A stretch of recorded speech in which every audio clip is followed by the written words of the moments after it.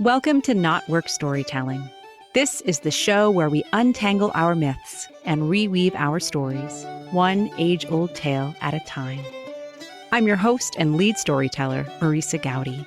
I'm a myth worker, a story healer, a coach for writers and creative entrepreneurs, and the author of The Sovereignty Knot, A Woman's Way to Freedom, Power, Love, and Magic.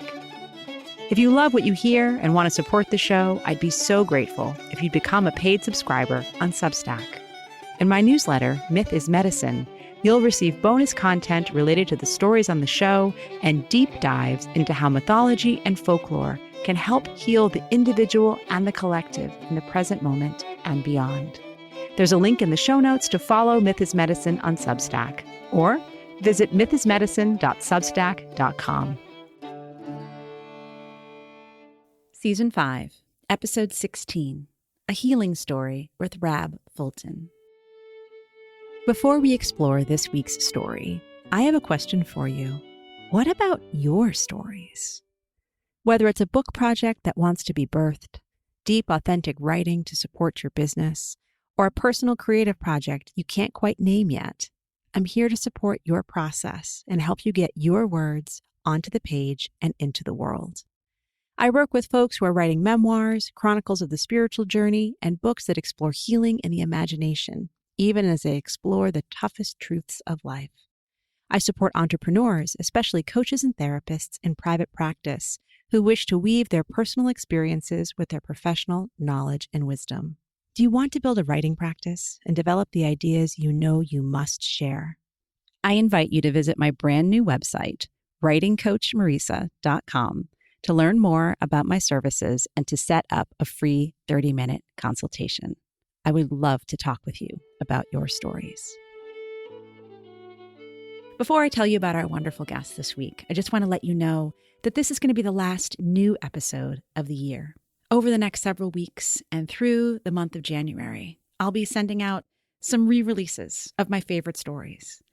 We'll begin again with Season 6 at the start of February, just in time for Imbolc. And I'm looking forward to a rich new season full of new storytellers, new tales, deep conversations, and a whole lot of unexpected. But we still have this one brand new story to savor. And it's brought to us by Rab Fulton. Rab is a Galway-based Scottish-Irish storyteller, author, and educator. Along with Kerry Graham, Rab is the host of the Celtic Tales Chronicles podcast. His books include West of Ireland Folk Tales for Children and Galway Bay Folk Tales. You can find Rab telling stories upstairs in the Crane Bar in Galway's West End every Thursday evening. Be sure to get your tickets in advance. They often sell out. You can follow Rab on Instagram at Celtic Tales Galway for details on upcoming events, including the storytelling project Growing with Stories with Amelia Perez. Well, Rab, welcome again to the podcast. I'm so grateful and glad that you're here, and I cannot wait for what is going to be unfolded in the story and in the conversation. We've already been having such a good time before we got to press record. Let's welcome everybody in and join us for this now. Hello, everybody. How's it going? We deny everything. As you said, we want it all to be held against us. Yep, absolutely. This is our way at KnotWork Storytelling. Generally, I would say that we ask the story to speak for itself, and then we'll explore all the ways it still matters. So if you'd like to start us with a story, that would be a brilliant thing.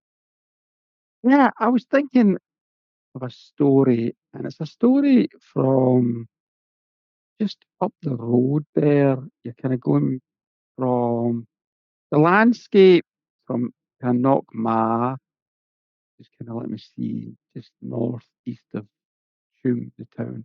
And then that landscape going towards Hong. So you're kind of looking North Galway into kind of South Mayo landscape. It's a story from there. And the story involves there was a man and he was a soldier. And he kind of returned, quite sure what his story was, but he turned up in that kind of landscape. And he was just kind of wanting to live by himself.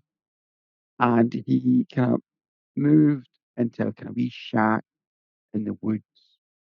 So, of course, everybody is curious. We're all nosy. So, folk were coming round, and we're also helpful.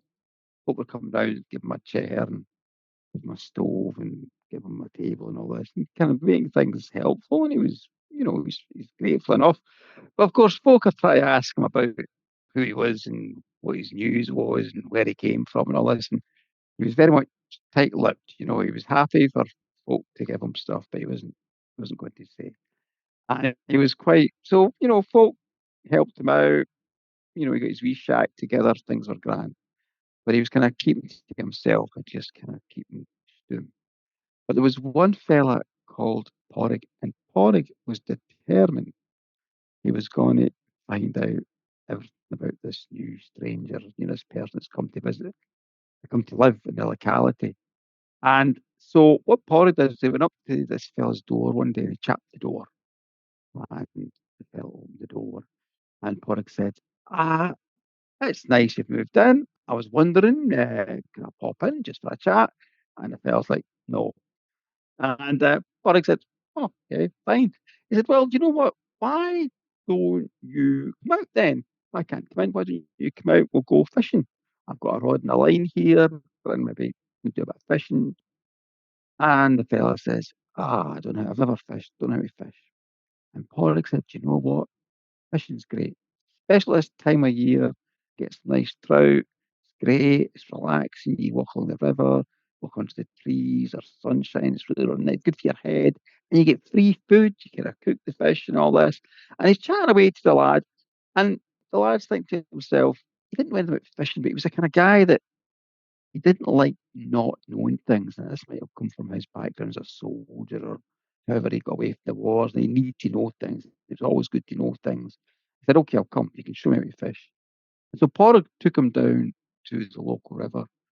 And sure enough, it was a very beautiful day. The trees and the sunlight's kind of glittering in the trees.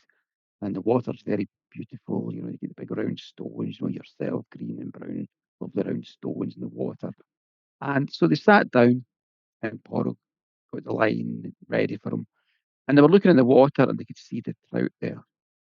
And so Porrig showed the fella how to catch the trout. And the fella caught a trout, he caught another trout. And sure enough, just with the kind of the time passed and then the kind of, the day passed and the change of the light and all this, things get more relaxed. And, Porrig starts talking to the fella. He's asking him about his life and where he comes from. And the fella still said nothing. But he did say his name. He says, "I'm Isa." And Porrig says, "Well, I'm Porrig. It's nice to meet you." Isa, and Isa said, "Thank you. It's nice to meet you as well." So they carried on with the fishing, they finished fishing, and then they went back to Isa's wee shack. And Porrig, seeing an opportunity, says, "Well, you've got the fish now. What you've got to do now is cook them. If you cook them just right, they taste amazing." I just have to point out here, I'm a vegetarian, so I don't actually know what I'm talking about. But I'm presuming if you cook them right, they taste nice. Anyway, so Porrig says, "I'll show you how to cook them." And he just says, "Grand, okay, come away then." So he goes into the shack and there's a wee stove there and Porrig's saying, "Okay, get me a frying pan, get me butter, salt, pepper, get flour." And so he guts the fish and he puts them in the flour and then he gets the frying pan on with the butter and it's hissing and bubbling and then he throws in the fish and he cooks the fish and he's got the salt and the pepper and all that. And they eat a meal and it was lovely. And Porrig loved it, Ethan loved it. And so that was the start of their friendship. So then over the summer, every other day, Porrig would come round to Ether and the pair of them would walk along the river, they'd stop, catch some fish, and they'd have supper later.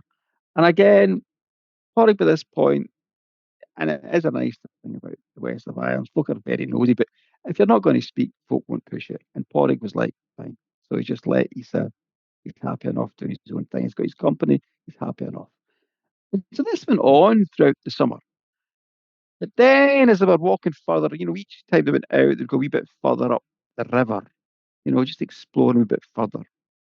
And then one of their walks, they came to a point in the river where there was a kind of wee indent in the shore. It was like a big bite mark. It was like a pond. attached to the river, a deep pond. And so they sat there, and in the pond was this trout, a huge, big white trout. I mean, really, like 5, 6 feet long, huge, big trout. And he used to get very excited. He was like, "Oh my goodness, look at that trout! That'll feed me for a month. I'm going to catch that trout." And Porrick said to him, Isa, listen, you can catch a trout anywhere else in the river, but this one spot you don't fish, and you certainly don't catch this trout. Nobody catches this trout." And Isa was a bit put out with this. He was like, if you tell me how to catch trout, here's a trout. I'm going to catch a trout. And Porrick said, "You know what? Listen to me. There's a story connected to the trout, and I'll tell you this." And he says, "Okay, fine." So they sit down, and Porrick told me the story. And he said, a long, long, long time ago, this part of Ireland, there was different kingdoms, there was different kings. And there was two kings in particular, they were rivals, and going back their families' generations, they'd been rivals, and there was a fighting and tension between them. Now, one of the kings had a daughter, and when she was even small, she was quite a feisty, independent girl, and she grew up to be a feisty, independent young woman. And the thing was, you always said to her father, even from when she was wee, he said, "Father, when I grow up, I'm going to fall in love because of my heart, not for politics, not for alliances. I'm going to do it my own way." And her father, the king, said, "Fine, Grant, that's no problem with me." And so this princess, she grew. And one of the things she did was this pond, she would come here and bathe here. And she would come here with her three maids, three handmaids. And in that screen of trees over there, there'd be warriors with backs turned, but they'd be facing outwards, making sure nobody kind of impinged on the princess's privacy. And she would bathe in here, and then her maids would help her get dressed and bride and dressed. And this went on from when she was a wee girl up till she was a young woman. And then what happened was that she was a young woman, she met a young man. That's happened. And this was the son of the rival king, the king that was the tensions. And they fell in love. And eventually they decided they wanted to wed. But each of them went to their father. The princess went to her father, the prince went to his father. And they said, "You know what? We want to marry for love. We know there's all this tension and rivalry, but we've decided we want to marry for love." And the marvelous thing was the two kings suddenly in this moment realized that this was a marvelous thing. This was a gift that their children had grown up and were to be wed. And they suddenly understood that all the tension and the war and all that, what was the point of it? They're going to bring the two families together, going to be a wedding, and everything will be fine. So along comes the day of the wedding. The wedding's going to take place in the afternoon, and the evening's going to be a big feast. So in the morning, the princess again, she kind of came to this pond here, and she disrobed and she stepped in to bathe herself, and her three maids were there helping her. Of course, beyond the trees, the guards are kind of there as well. And as she was bathing, she heard this commotion, there was a roaring and a shouting and stuff. And so she gets out, and the maids, they kind of quickly dress her. And at some point, the guards, they they come out of the trees, and they've got this fella with them, this young man with them. And the young man's all kind of bloodied and dirtied, and his clothes are torn. And for a moment, the princess didn't recognize him. The fellow was so battered and bruised. And then she realized this was actually the servant of the prince in betrothed. And in that moment, she realized her lover was dead. And so it was. And it turned out, and the servant told everything that the prince, he'd been going off in the morning, and he was ambushed, and he was slaughtered. And nobody knew who was behind the killing, but he was dead. and the wedding was done. And so this was a terrible, terrible thing. And of course, the princess grieved, as you do. It was an appalling thing to happen. And she grieved. And she grieved for months. And she grieved for years. And in that grief, she refused to go ever return to the pond. She would walk to the pond with her maids, but she would never go into it. She would stand over the pond and she'd go, "Where is my husband? Where is my betrothed? Where is my lover?" And she would cry this at the pond, but she would never go into the pond again. And years went by, and the maids loved her. The people, the kingdom loved her. Her father loved her, but folk were getting irritated with her. Folk were saying, you know, she's never going to get over this. Or, she's young yet. She needs to get married and have children. Or, it's all this kind of, or people were just not being fully sympathetic. But, grief is grief and it takes folk in their own way.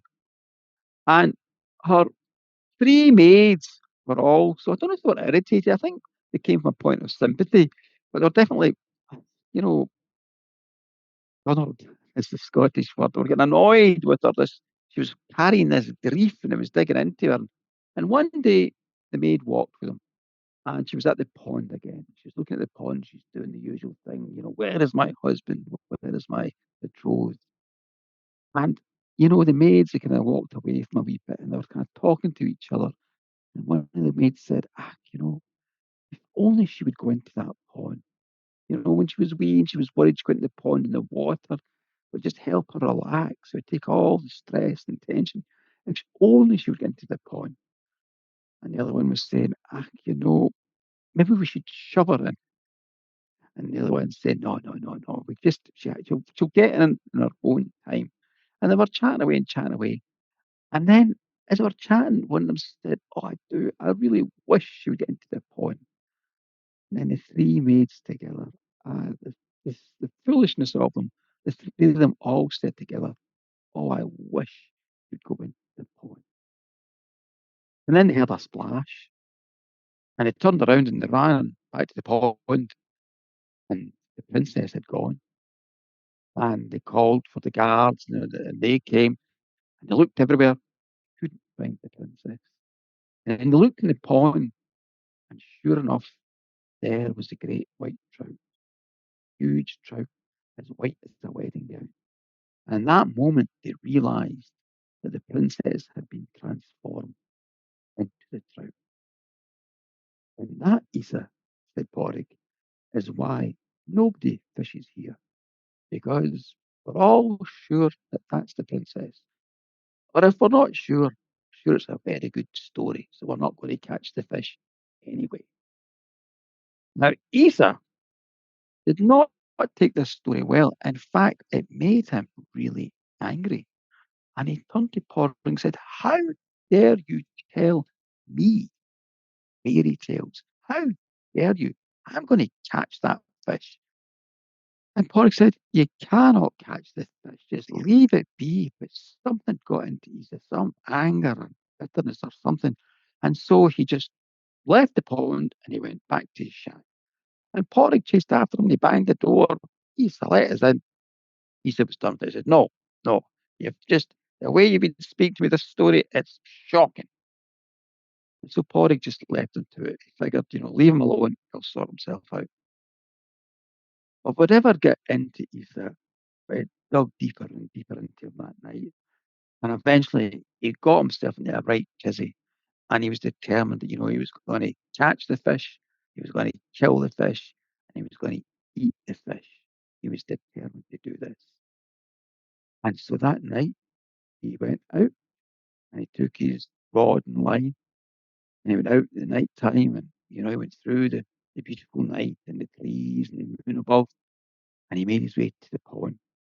And he got to the pond and sure enough, there was the big trout there, sat swimming in the pond there. And so Isa gets the worm and he puts it on the hook and puts it in the water and the trout doesn't come anywhere near it. And he's figuring, what? His anger's on him, the frustration's on him now, and he's going to catch that fish some way. And he remembers that Even once when he was talking to Porrig, Porrig had mentioned how when he was little, he used to tickle fish to catch them. He tickle their bellies to kind of make them rest, and you catch them. And so Issa decides, I'm going to tickle the fish. So he eased himself into the pond.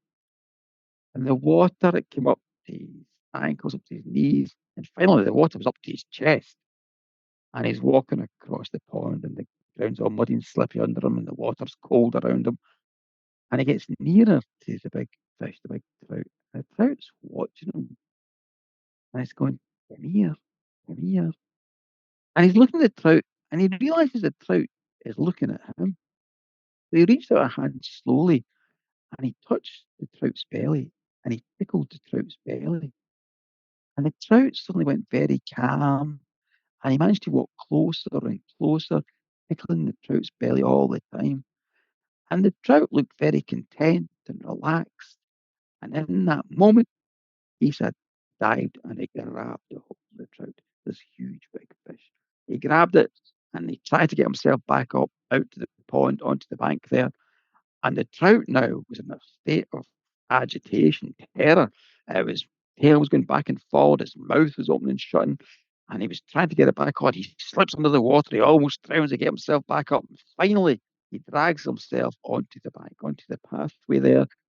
He said he's mock it, he's soaked through, he's chilled, but he's got this trout and he's holding the trout, and the trout is beating back and forward in his arms, but he starts running with the trout. He's got the trout and he's going to kill the trout and he's going to cook the trout and he's going to eat this trout. So he ran all the way back to the shack. He get into the shack and he threw the trout on the floor, and the poor trout's flapping about the floor, and its mouth's open and shut, and its tail's flapping about. And he shuts the door, and he gets the frying pan, he switches on the stove, he gets the butter melting, and then he turns to this poor trout, and he gets out his knife to kill the trout. And he kneels down, and he gets the trout, and he gets the knife, and he stabs at the trout. And the trout manages to kind of leap away, but it was cut, a bad cut on. He managed to cut it once. And so he tried to cut it again, but now trout. It was leaping about the floor, and he can't hit it again. He's only got this one wound, and he cannot kill it. And so eventually he gets so angry, he throws the knife away and says, "You know what? If I can't kill you, I'll cook you alive." And with that, he grabbed a hold of the trout and he threw it into the frying pan alive. And the minute the trout touched the frying pan, suddenly there was an awful scream, and it leapt into the air. As it leapt into the air, it transformed into a young woman. And the young woman had a terrible cut on her breast, and the blood was pouring down. And she looked at Issa and she said, "Throw me back in the water. Throw me back in the water before I die of this wound." And in that moment, Issa realized what a terrible thing he had done. And so he grabbed the young woman and he ran and he ran and he ran. And he got to the pond and he gently placed her in the water. And before his very eyes, the young woman transformed back into the trout, white again, white as a wedding gown, but now it had a red mark on it. And Isa collapsed, there soaked and covered in blood. And the next day, Horrid came by and he went to the shack and it was dishevelled. He was looking, he was worried about Isa. And of course, he went along the path and he found them, found his friends in the water there, beside the water with the blood on them. And he roused him and he woke him up. "You all right, Isa?" And Isa said, "Oh, I done something very foolish. I tried to catch and kill and cook the trout. But it's okay. She's fine. I've put her back in the water." And so Polly takes him home, cleans him up, and that was that. And so, of course, from then on, Isa never again went fishing there. He always caught from the river, the wee fish from the river. But that wasn't quite the end of the story, because stories never quite end just like that. So over time, Isa and Polly, they went back walking towards that pond. And of course, the trout kept her distance. As the years went by, the trout began swimming again freely. Isa was around. And then Porrig noticed a curious thing. Sometimes he'd come to visit East and he wouldn't be in his shack. And he'd make his way up the path and he'd find Isa by the pond and he could hear Isa talking and he was talking to the trout. And when he heard Isa talking, Porrig, he turned away and gave him his privacy. And somehow this carried on over the years. Isa and the trout built up some relationship. And then, of course, time went on and time went on. And one of the curious things was, after this terrible event, Isa became a changed person. He was still quite a quiet person, and he still wouldn't tell folk his business, but he was more sociable and engaged more with people. And he was quite handy with things, and he became the kind of the village handyman and all this. And he became quite well known and quite well liked. And the years went by, and the years went by, and eventually decades went by. And eventually, Horik and Isa became old, old men. And then, as is the way of it, our journeys end. And Isa's journey in this world ended. And there was a funeral, and people laughed and celebrated him because now everybody loved him. And after the funeral, Horig, he got his grandchildren to help him walk along the path where he used to fish with Isa. And now he's an old man himself, old and slow, with his grandchildren. And eventually they made their way up to the pond. And when they got to the pond, the grandchildren looked in the pond and they turned to Porrig, their grandfather, and said, Grandpa, where's the big fish? The white trout had vanished. And nobody knows to this day where the white trout went. But it's my opinion that the princess and Isa made their way to heaven together to meet the loved ones they'd lost all those years ago. Thank you. Well, Rab, thank you. You told me that it was going to be a healing story, and I knew that's Yeah, something that we needed, but it yeah. just went beyond all expectations into something so beautiful and expansive. Thank you. Ah, thank you. Thank you. Mm. Yeah, we all get hurt by our own anger, and then we do foolish things with our anger, and then suddenly that's the moment we realise, oh, it's Mm. time to look after and solve and resolve and mitigate things. And it's a wonderful story because it's actually, I mean, my retelling, as I visualized it, I was visualizing it from perspective of Ireland in, the 21st century. And we do have a lot of people who are coming from conflicts, especially in the Middle East. And we don't know the experience they've been in. We don't know whether some have been in combat, some have experienced it being on them. And the amazing thing of this story is actually a story from the mid 19th century. And it's a story about a soldier, I presume an Irish soldier in the British Army, who comes into this place. And it's an astonishing story because it's a story that's really profound psychological insights in it.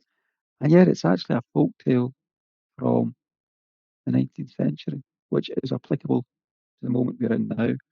And I just love that about our Irish and Scottish tales, that they can resonate now.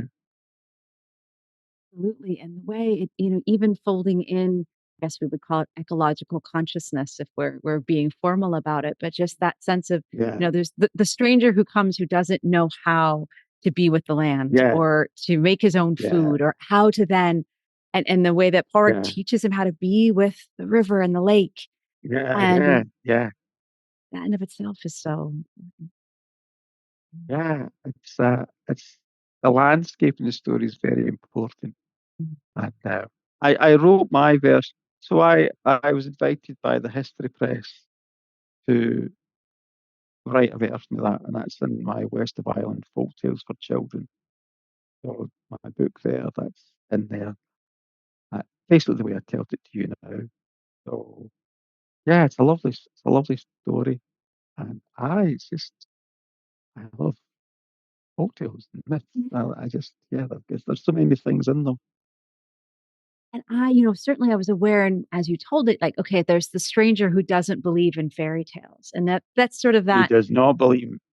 Yeah. And that, okay, like, that felt like that's kind of an archetypal kind of being. But then just how you Yeah, offer us that reframing of, in the 21st century, there's another way to look at that, and giving us Ireland with it, with all of the new immigrants who've come in and not yeah, knowing their histories and what they're coming with. And they certainly yeah, wouldn't know the Irish fairy tales, though they may have their own magic yeah, that we don't know how to speak about yeah, yet. yeah, yeah.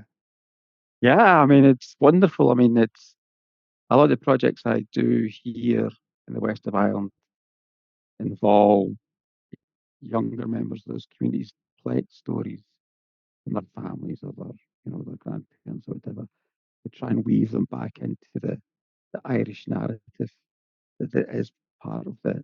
Because Ireland, I mean, when I speak, I mean, I'm Irish, I'm Scottish, so I mean, as you can tell by my accent, our narratives, we have been burdened with very precise versions of who we are, and those versions have truth in them, but they're only one truth. We are, we contain multitudes. Is that what Whitman said? We have multitudes as individuals and as nations.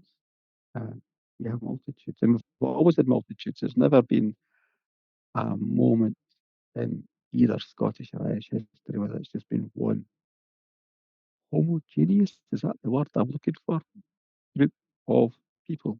There's never been, as I had that diverse thing. I had a lovely, I was chatting the other day to a fella about Galway in particular.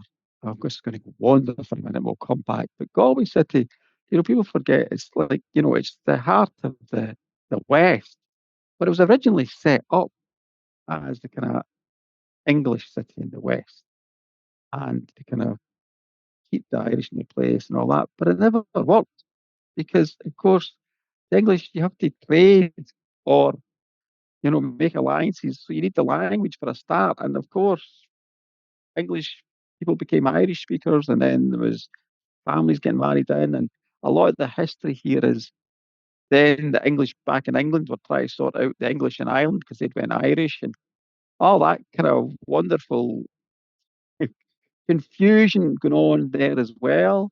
And just, and then I was speaking to this fellow about this is the big port city. It's always been diverse. This was the port where actually most of the wine brought into Britain came through Galway. It was the big port for importing wine into Britain. It was the big port. A lot of people don't know that. People think it's London or Bristol, but it was actually Galway. And of course, a lot of that wine would come from places like Spain or from the Basque country.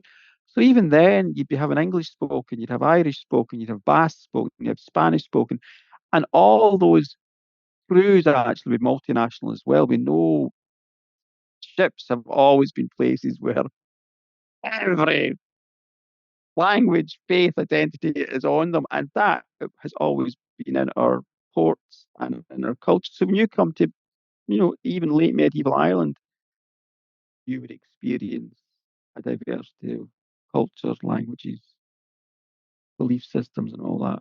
And one of the things I do with my friend Kerry on our podcast, the Celtic Tales Chronicles, is we try and find those other narratives and make it clear there's I been those narratives here in Ireland and in Scotland as well.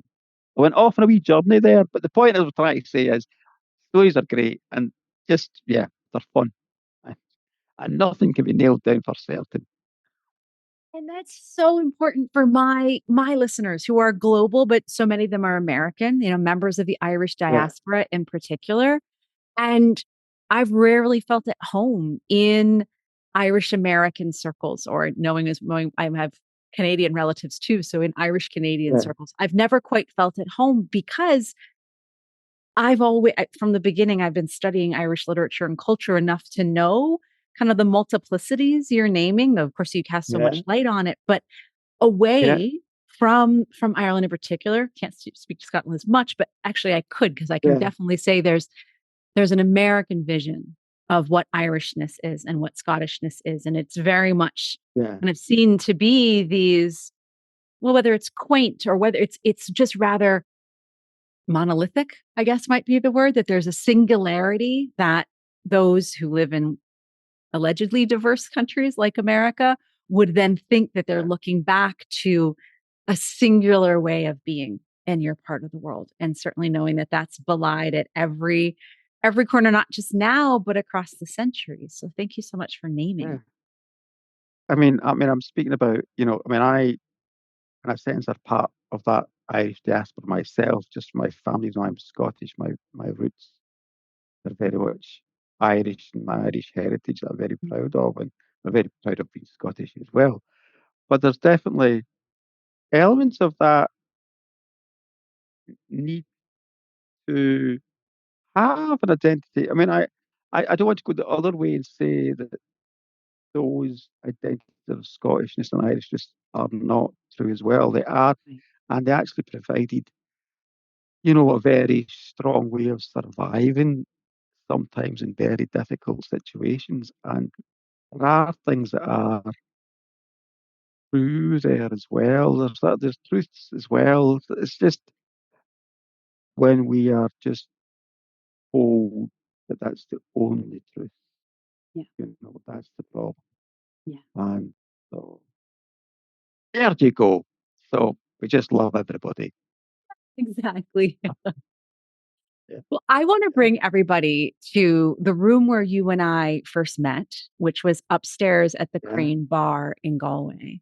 I had the yeah, great fortune yeah, of hearing you tell a live story one Thursday night in October.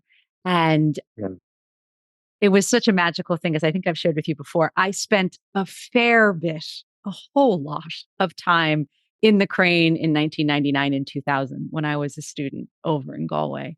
So that room already had a lot of personal stories for mhm, me.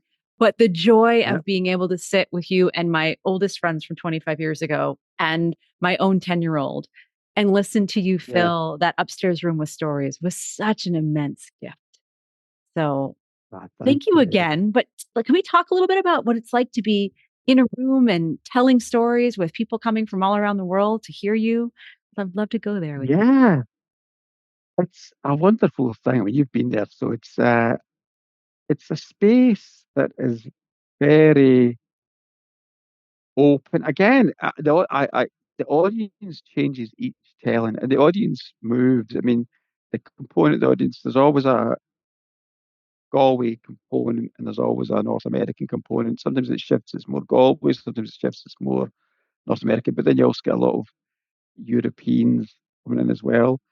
And again, like Galway is a very diverse culture and community. And so it's a lovely place. And my original idea was to try and make an event which would be almost like going out clubbing. When you're young, you go out clubbing, Mhm. or like go to, there's some brilliant venues for rock bands in Galway as well. I wanted to get that kind of sense of storytelling be like that. You come and it's a night out and you're going to be like mind blowing. And it's definitely got that. It's got to that. I like to say it's an overnight success after 17 years. It's finally got there. But it is, it's kind of finally got there. And I really enjoy telling the stories, and I really enjoy every audience is different. Well, I mean, there's live folk that come back. I mean, who, will always turn up and they're great. And I love the fact that they've been there. Some of them have been there from the start and they're still coming on and it's great. So I really enjoy it. I mean, it's hard work. I mean, I've got to research, rehearse, and then promote the shows as well and all that. It's kind of, I have to be both a business person and an artist. Yourself is that kind of, you have to do both. And that's kind of nice as well because it's different energies. They're both creative in their own way. So Yeah. That's Um, a beautiful frame on it yeah. from sometimes when it feels exhausting to have to be all the things. I love how you offer us that opportunity to say there's an opportunity to be several different things, but Yeah. Same. Yeah. right. Yeah. Yeah, Yeah. I mean, I'd love to hear a little bit more about where how storytelling started for you before there was the crane. You've been doing this work for a long time, and I'm sure wearing lots of different hats as both an oral storyteller and as a Yeah. writer, there's got to be Yeah. so many different threads that you've woven together to get where you are now. Oh my goodness. Yes, there is. Mm. And where do we start? I guess we start in Glasgow. So I'm from Glasgow. I'm a working class Glasgow person. And when I was little, it was very much what we understand now as a bilingual upbringing. English was not the primary language I was in the household. It was one of the languages, but we also had what was referred to then as bad English or just rubbish of it. There was a lot of, but it wasn't. It was actually in language as well. It was a cousin of English, but at times it can be very, very different. And your ear has to take a while to tune into it. And that's what I was involved. That was very much part of having that duality of language. And even within that, you have Scots, is what I'm talking about, not Scots Gaelic. I'm talking about Scots dialect, cousin of English. Mm. Even within that, there's a range. So we'd have relations would have, because they have Scots in the north of Ireland as well, you'd have Donegal Scots ranging right through to relations from Fife in the east of Scotland. They'd have a very rich version of Scots. So that would all be feeding in that vibrancy. So there was either that vibrancy of language when I was wee going on around me, which was wonderful. And then I was always being surrounded by stories. And a lot of them would be family stories. But the family stories I tell all have there's a lot of magical elements in them. And it was only later on I realized just how connected they were to the tradition. When you're brought up with something you don't really, you're not outside it, you're inside it, you don't realize it's just part of what you do. And so, yeah, there's a lot of these stories where, again, doing the folkloric thing, explaining very real, difficult moments using elements of magic and folkloric stuff. And again, there's tropes that turn up in these stories, like the Caligach comes into the stories. And then another common one we get in Scotland and Ireland is the fella in the long black coat that turns up at the dancing. He's got hooves in his feet. I think you have versions of that in America as well. And these would be in stories I'd be hearing as a child about real things in my family being told in those ways. And they're explaining very real things and providing a lens to understand the emotions of those moments. And then other stories were just for sheer pleasure, which, you know what? Pleasure is, oh, do not underestimate the joy of just lying out the back of your teeth and seeing where it goes. I come from a family of folk that could walk and talk, just keep going. So yeah, and there's a joy in that too. So there was that kind of multiplicity of language going on when I was a wee.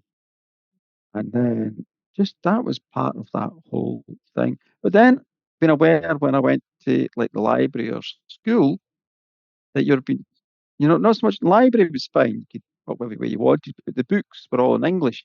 See, I presumed I spoke English, but it was weird because some folk chose not to understand English I spoke. This is something I definitely got at school, and it's something a lot of folk got at that time in school. The teachers actually did understand what you were saying because they spoke Scots as well, but they chose not to. And there'd be a lot of belittling of Waynes didn't understand there was times to move from one to the other, certainly working class children. So there was that kind of tension as well going on there. That definitely fed into that. So I don't want to go into too much. I mean, God knows everybody should celebrate everybody. But I'm just saying, it was definitely part of find your own way with word and language and institutions that find diversity problematic. And certainly in the case of when I was brought up in Scotland, we had this problem with the way you spoke. And it was worse for Gaelic speakers. They had even worse stuff going on with them. And so the default was English. And then the other default was I wasn't told I wasn't told Scottish history at school. The nearest I got to any element of Scottish history, and I tell folk this now, and they go, "No, you're making that up." And I'm not. This is the truth of it. The one thing I get told about Scottish history was the Highland clearances, which is an act of violent ethnic cleansing by any measure. But I was told that in a business class as a positive thing because it made economic sense and allowed the countryside to be used properly. Ethnic cleansing. That was my only Scottish history. That was it. Ethnic cleansing as a positive. And of course, tied to that was loss of language and all these kind of things as well, which is still part of why there's pain and all that kind of stuff going on. So all these things feed in to that. And, we still bump against them today as a gender fluid, older, working class person. I'm still bumping up into these things. And it's like, for God's sake, will you would you ever just chillax and relax and just accept people are human and the day they're thing and the day they're thing and they are what they are and they talk the way they talk and just, what? The one thing I love about my show, the Celtic Tales show, is anybody can turn up. Anybody can turn up. There's no rule. Yeah. So it's open to everybody. And I mean everybody. Everybody's welcome there, you know. Because you make everyone feel welcome. And that and of it's like that's part of the magic of what you describe here in that sense of, yeah. Thank you Yeah. for bringing us into your story and into the honesty of it, the pain of it, the beauty of it, the mix of it. It's all there. Yeah. And Yeah. yeah, I mean, I can reflect a little bit on like, oh, here we are a bit in the States right now in terms of the histories we know that we were told as children have changed. It feels like it's Yeah. further back, but just knowing like, right, we don't call it Columbus Day anymore. It's Indigenous Peoples Day. And that in of itself is still Yeah. divisive to recognize. So Yeah. just Yeah. thank you for, I mean, it still seems strange to say thank you for one more example in which the government decided to erase people in their stories. And yet at the same time, knowing that's why we're here to tell stories is in order to Yeah. say, hey, Yeah. this is what was lost. How can we find ways to Yeah. reclaim, rebuild, reconnect, Yeah. and Yeah. get together around these stories to make new things? Yeah. Absolutely. I stories is it's just such an incredible thing. I mean, over the years that I've been doing the various projects with stories, it's just been wonderful experience. And I guess I'm a storyteller, but I'm also a story listener, Mm. which is every bit as important as being a storyteller, as being a story listener. I love listening to stories. So I love listening to folk stories. And it's just listening. We need to listen. Listening's a skill that I guess it's one of those skills we've been forced to leave behind, the ability to listen. But listening is a very important thing. Listening to ourselves, our inner selves, listening to the people around us, even the people we absolutely disagree with. we need to listen to them as well, even though it's hard. And we need to listen to our world, our landscapes. We need to listen. Listening is a very important and hard skill. It's a skill that we have been, it should be something we could do naturally, but again, it's a skill that we have been taken away from. So listening is important as well. Oh, Rob, thank you for landing us here in this moment. And I feel like it calls us right back to the story, of course, because part of the reason the whole story came to be was that Isa couldn't listen to Park and then the whole Yeah, story yeah, unfolded. So, hey, just like yeah. that, we did the magic where we brought ourselves absolutely full circle. And have we ever met each other before? Never. This is purely. No, we did. No, we got there. We got there. We got roundabout and roundabout. Yeah. Oh, what a beautiful, gorgeous journey. Oh, Rob, thank you so much for being here with us. Thank Our you. hour together has flown by so fast. Yeah, it's Oh, been very fast. yeah, Been very fast. yeah. Let's do it again.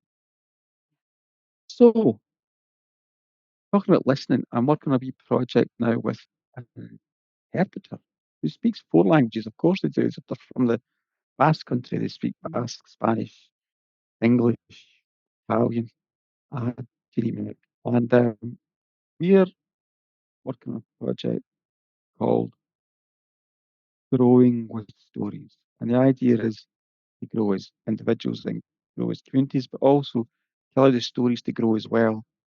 So, and I'm going to be kind of the skills that I use to help folk engage with their stories.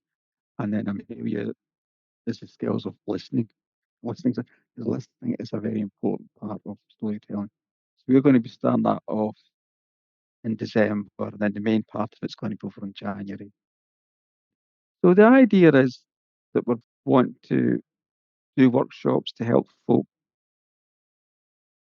tell those stories that are in them, but really dig into them, really find the space in them, move about in them, so that you grow, but the story grows.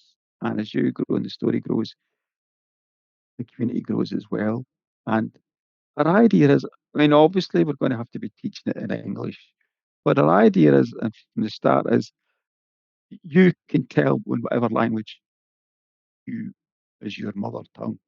The teaching and the skills and all that, you get it transferable. I mean, I've done this before. I've done a lovely project many years ago.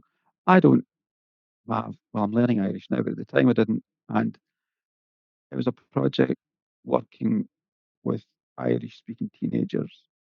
And fortunately, I had students working with me who were Irish speakers as well.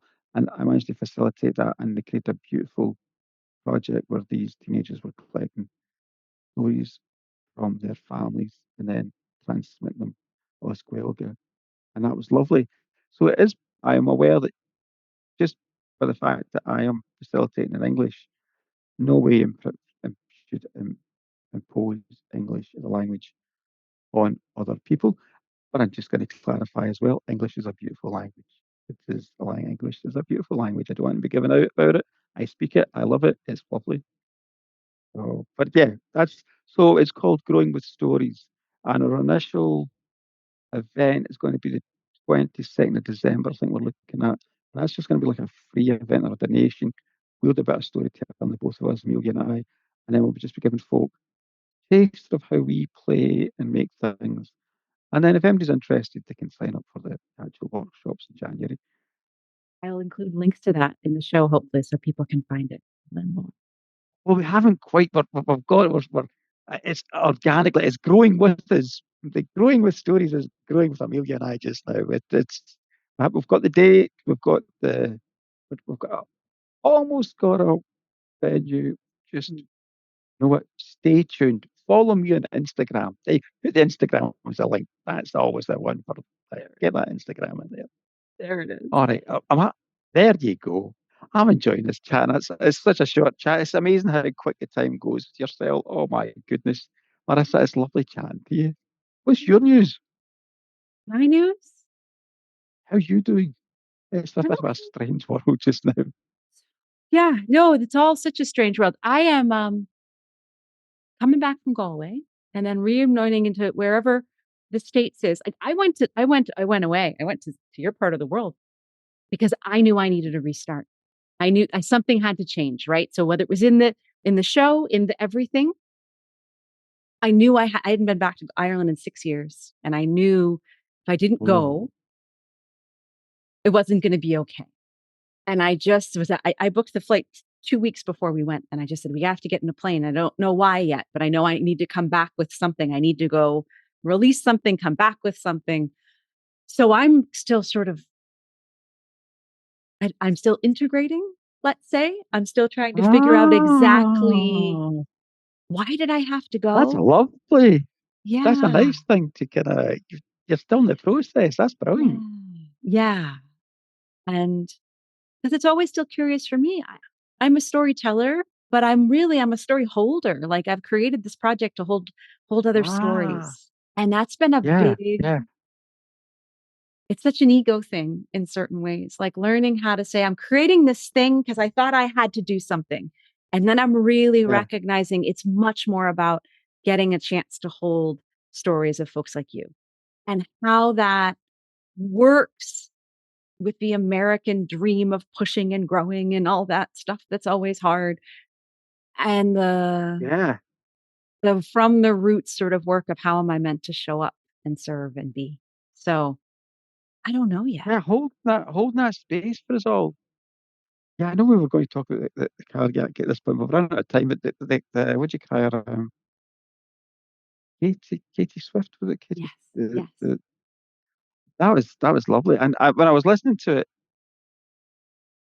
I understood actually from my digging into medieval stories, Mm. the what was actually going on in there as well. I was like, I'll have to get if you ever get in contact with her, tell her. I tried looking her up on Instagram, I couldn't find her, but Well, yeah. I'll connect you. Yes, she's meant to come Yeah. back. Like there's an open invitation for her. She's a busy mom of a young one and has been going through some things, but she's definitely going to be Oh, coming back because just oh, her lovely. energy and her voice and her vision are just so gorgeous. Yeah, Yeah. yeah. We have Yeah, to connect at some point. for sure.